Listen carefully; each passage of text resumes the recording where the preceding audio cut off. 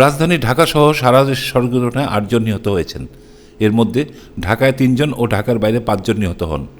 রাজধানীর মালিবাগ মৌচাক ফ্লাইওভারে সিএনজি চালিত অটোরিকশা ও মোটরসাইকেল মুখোমুখি সংঘর্ষে 2 জন নিহত হয়েছেন।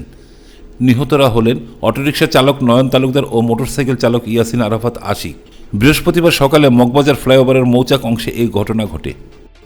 এদিকে বুধবার রাতে খিলগাঁও ফ্লাইওভারের কাভার্ড ভ্যান চাপায় রুবেল নামে এক পুলিশ সদস্য নিহত হয়েছেন। এই ঘটনায় ঘাতক কাভার্ড ভ্যানটি আটক করা হলেও চালক পালিয়ে গেছেন।